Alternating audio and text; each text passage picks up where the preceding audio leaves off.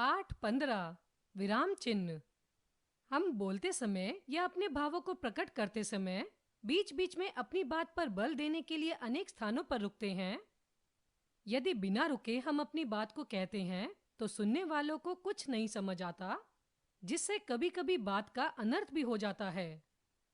लिखित रूप में अपने भावों को स्पष्ट करने के लिए हम विराम चिन्हों का प्रयोग करते हैं, जैसे छोड़ो मत मारो, छोड़ो मत मारो, पकड़ाओ मत खाओ, पकड़ाओ मत खाओ।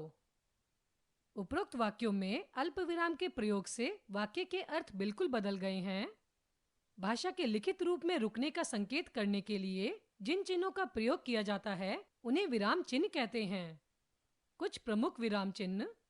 हिंदी भाषा में निम्न विराम चिन्ह प्रयोग में लाए जाते हैं: 1 पूर्ण विराम, 2 अल्प विराम, 3 अर्ध विराम, 4 उपविराम, 5 प्रश्नवाचक चिन्ह, 6 विस्मयादिबोधक चिन्ह, 7 निर्देशक चिन्ह, 8 विवरण चिन्ह, 9 योजक चिन्ह, 10 लाघव चिन्ह, 11 उद्धरण चिन्ह, 12 कोष्ठक।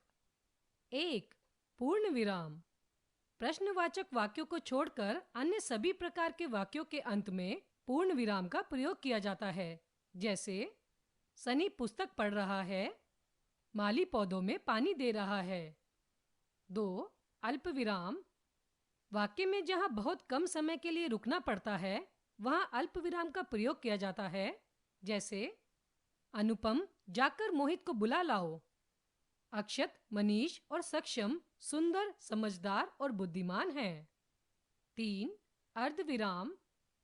जब वाक्य में अल्प विराम की अपेक्षा कुछ ज्यादा देर रुकना पड़ता है तब अर्ध विराम का प्रयोग किया जाता है, जैसे जो आज शत्रु हैं वे कल मित्र बनेंगे।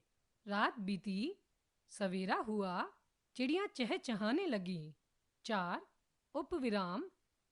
जब वाक्य में किसी बात को अलग करके दिखाना हो तो उस स्थान पर उपविराम का प्रयोग किया जाता है, जैसे कंप्यूटर उपयोगी या अनुपयोगी, विज्ञान वरदान या अभिशाप। 5 प्रश्नवाचक चिन्ह।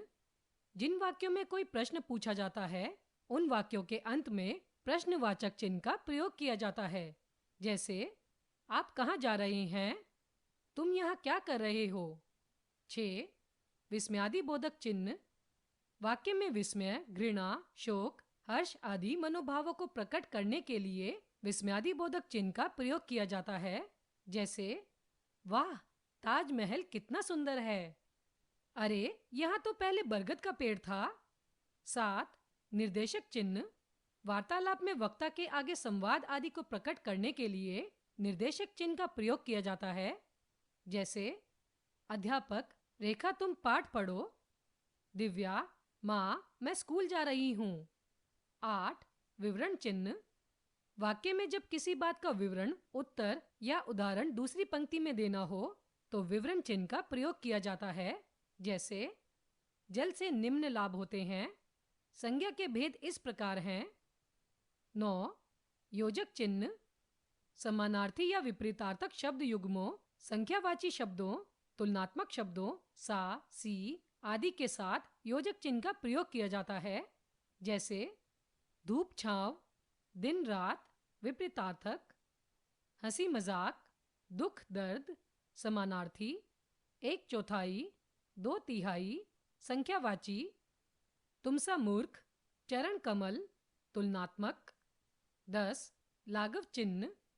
किसी शब्द को संक्षिप्त रूप में लिखने के लिए लाघव चिन्ह का प्रयोग किया जाता है, जैसे डॉक्टर, पंडित। 11 उद्धरण चिन्ह। उद्धरण चिन्ह 2 प्रकार के होते हैं: क इकहरा उद्धरण चिन्ह, ख दोहरा उद्धरण चिन्ह। क इकहरा उद्धरण चिन्ह किसी विशेष व्यक्ति, लेख, पुस्तक के शीर्षक या किसी लेखक अथवा कवि के उपनाम में इकहरा उद्धरण चिन्ह का प्रयोग किया जाता है, जैसे नंदन बच्चों की लोकप्रिय पत्रिका है, सूर्यकांत त्रिपाठी निराला हिंदी के महाकवि थे। ख दोहरा उद्धरण चिन्ह किसी व्यक्ति का कथन अथवा पुस्तक का कोई वाक्य बिना किसी परिवर्तन के लिखने पर दोहरा उद्धरण चिन्ह का प्रयोग किया जाता है। जैसे नेहरू जी ने कहा, आराम हराम है। गीता का वचन है, कर्म करो, फल की इच्छा मत रखो। 12 कोष्ठक वाक्य में प्रयुक्त कठिन शब्दों के अर्थ क्रम सूचक अंकों तथा अक्षरों को कोष्ठक में रखा जाता है। जैसे कुटीर छोटे उद्योगों को बढ़ावा दिया जाना चाहिए। क ख ग घ अण 1 2 3 4 5। हमने सीखा भाषा के लिखित रूप में रुकने का संकेत करने के लिए जिन चिन्हों का प्रयोग किया जाता है उन्हें विराम चिन्ह कहते हैं। वाक्य में जहां बहुत कम समय के लिए रुकना पड़ता है वहां अल्प विराम का प्रयोग किया जाता है। समानार्थी या विपरीतार्थक शब्द युग्मों, संख्यावाची शब्दों तथा तुलनात्मक शब्दों सा, सी आदि के साथ योजक चिन्ह का प्रयोग किया जाता है।